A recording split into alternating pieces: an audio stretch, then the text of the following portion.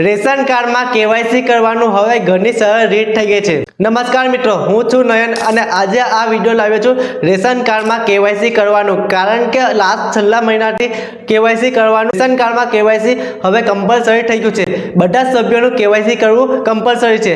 પહેલા પણ આપણે એક વિડિયો બનાવ્યો હતો કેવાયસી કરવાનો, એમાં ઘણી એરર આવતી હતી, પરંતુ આ વિડિયોમાં આપણે સંપૂર્ણ જોઈશું કે કેવાયસી કઈ રીતે કરી શકાય। કોઈ પણ એજન્ટ પાસે જવાની જરૂર નથી, તમે તમારા મોબાઈલમાં જ કેવાયસી કરી શકો છો। આ વિડિયો જોયા બાદ તમારે કોઈ પણ પાસે પણ જવાની જરૂર નથી, તમે તમારા ઘરના બધા સભ્યોનું તમારા મોબાઈલથી જ કેવાયસી કરી શકો છો, પણ એક સરળ રીતે। આ વિડિયો તમે લાસ્ટ તક જોજો, જેથી કરીને તમારા જ મોબાઈલમાં તમે કેવાયસી કરી શકો છો અને તમારા મિત્રોને પણ શેર કરજો, જેથી કરીને તમારા મિત્રો પણ કેવાયસી કરી શકે અને કોઈ એજન્ટના જાળમાં ના આવી શકે। ચાલો તો હવે જોઈએ આપણે મોબાઈલમાં કેવાયસી કઈ રીતે કરી શકાય। આગળ વધુમાં વિડિયો જોતા પહેલા આપણી ચેનલને સબસ્ક્રાઇબ કરજો। આપણી ચેનલ પર તમે નવા આવ્યા છો તો સબસ્ક્રાઇબ કરજો। આપણી ચેનલ પર તમને ઓનલાઈન લાગતા દરેક કામ તથા સરકારી યોજનાઓ ઘણી બધી પ્રકારના વિડીયો જોવા મળશે, તો એકવાર આપણી ચેનલને વિઝિટ જરૂર કરજો। My ration card application download કરવા માટે આપણે પહેલા પ્લે સ્ટોર ઓપન કરવાનું છે। અહીંયા લખવાનું છે માય રેશન એપ્લિકેશન।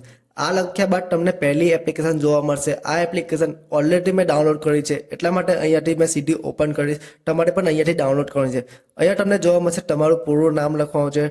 પૂરું નામ લખ્યા બાદ તમારે મોબાઈલ નંબર એન્ટર કરવાનો છે। કોઈ પણ નામ લખી શકો છો, જરૂરી નથી કે રેશન કાર્ડ પ્રમાણે લખો, કોઈ પણ નામ લખી શકો છો। અહીંયા તમારે મોબાઈલ નંબર એન્ટર કરશો, ત્યારબાદ મોબાઈલ નંબર ચકાસો પર ટિક કરવાનું છે। તમને ત્યાં એક સિક્યોરિટી કોડ જોવા મળશે, એ કોડ તમારા મોબાઈલમાં આવશે, મેસેજમાં આવશે, એ નાખવાનો છે। ત્યારબાદ બીજી ફરીવાર લોગિન કરવા માટે તમારો મોબાઈલ નંબર ફરી એડ કરવાનો છે। એડ કર્યા બાદ તમારા મોબાઈલ પર ઓટીપી આવશે, ઓટીપી અહીંયા ફરીવાર એડ કરવાનો છે।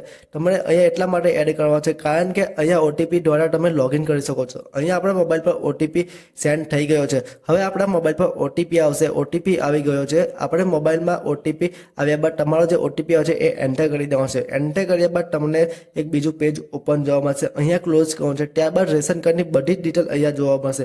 અહીંયા તમને આધાર ઈ કેવાયસી નું ઓપ્શન જોવા મળશે, નીચે સ્ક્રોલ કરશો ત્યારે તો તમારે આધાર ઈ કેવાયસી પર ટિક કરવાનું છે। ત્યારબાદ તમારે ડાઉનલોડ આધાર ફેસ પર એ એપ્લિકેશન ડાઉનલોડ કરવાની છે।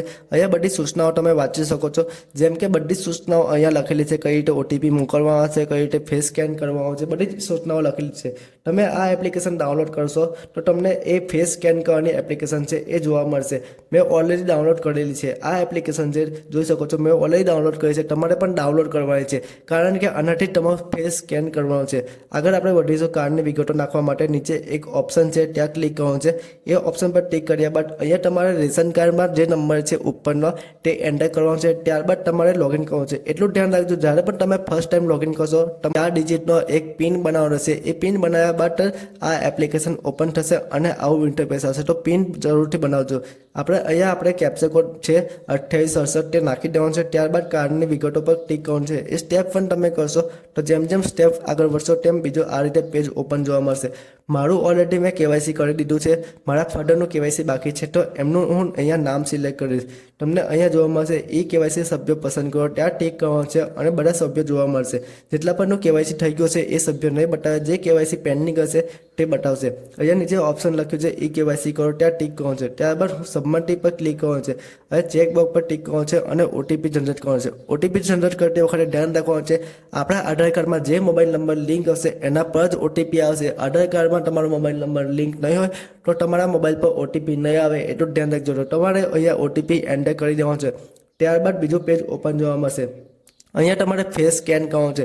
તમારું ફેસ સ્કેન કરતી વખતે બ્લિંક કરવાનો છે, મતલબ કે એકવાર આ આંખને પલકાવવાની છે। આંખને પલકાવશો તો તમારી બીજી બધી વિગતો આવી જશે, જેમ કે અહીંયા જોઈ શકો છો મારા ફાધરની બધી ડિટેલ આવી ગઈ છે। અહીંયા ટિક બોક્સ પર ક્લિક કરવાનું છે અને આગળ વધવાનું છે। તમારી રિક્વેસ્ટ સબમિટ થઈ ગઈ હશે અને વિધિન 3 થી 4 દિવસમાં તમારું કેવાયસી થઈ જશે। જો તમને પણ અમારો વિડીયો સારો લાગ્યો હોય તો અમારી ચેનલને સબસ્ક્રાઇબ કરજો અને એકવાર ચેનલ પર જઈને વિઝિટ જરૂર કરજો, જેથી કરીને બધી યોજનાઓનો લાભ લઈ શકો। અને આપણી ચેનલ પર એ પણ વિડીયો મુકાય છે જે ઓનલાઈન લાગતા ફોર્મ ભરવામાં આવે છે અને દરેક સરકારી યોજનાઓ માટેના વિડીયો મૂકવામાં આવે છે, તો આપણી ચેનલને એકવાર વિઝિટ જરૂર કરજો। વિડીયો સારો લાગે તો વિડીયોને લાઈક કરજો અને તમારા મિત્રોને પણ શેર જરૂર કરજો।